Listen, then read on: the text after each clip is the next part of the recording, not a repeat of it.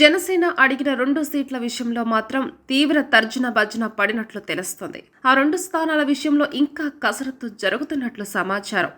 మిగతా 17 స్థానాల విషయంలో తుది నిర్ణయానికి వచ్చినట్లు తెలుస్తుంది.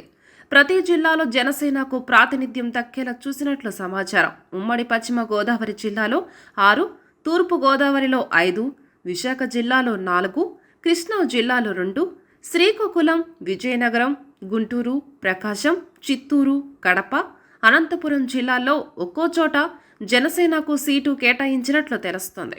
ఉమ్మడి విశాఖ జిల్లాలో పెందుర్తి సీటును జనసేన ఆశిస్తోంది. అయితే ఆ సీటును టీడీపీకి విడిచిపెట్టి మాడుగుల స్థానాన్ని తీసుకోవాలని తెలుగుదేశం పార్టీ నుండి ప్రతిపాదన వెళ్లినట్లు తెలుస్తుంది. అలాగే అమలాపురం అసెంబ్లీ సీట్ను జనసేనకు కేటాయించారు. ఆ స్థానంలో టీడీపీకి మంచి అభ్యర్థి ఉన్నారు.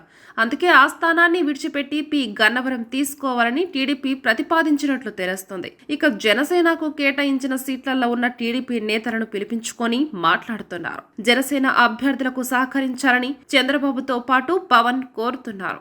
ఇప్పటివరకు జనసేనకు ఖరారైన నియోజకవర్గాల వివరాలు ఇలా ఉన్నాయి. శ్రీకాకుళం జిల్లాలో పాలకొండ, విజయనగరం, నెల్లిమర్ల, విశాఖలో విశాఖ దక్షిణ, పెందుర్తి, మాడుగుల, అనకాపల్లి, యలమంచిలి, తూర్పు గోదావరి జిల్లాలో Kakinada rural, Razole, Rajanagaram, Amalapuram and P Gannavaram, Pithapuram, పశ్చిమ గోదావరి జిల్లాలో భీమవరం, నరసాపురం, తాడేపల్లిగూడెం, ఉంగుటూరు, నిడదవోలు, పోలవరం, కృష్ణా జిల్లాల్లో విజయవాడ పశ్చిమ, అవనిగడ్డ, గుంటూరులో తెనాలి, ప్రకాశంలో దర్శి, చిత్తూరులో తిరుపతి, అనంతపురంలో అనంతపురం, కడప జిల్లాలో రైల్వే కోడూరు నియోజకవర్గాన్ని జనసేనకు కేటాయించినట్లు తెలుస్తుంది. దీనిపై అధికార ప్రకటన రానున్నట్లు సమాచారం.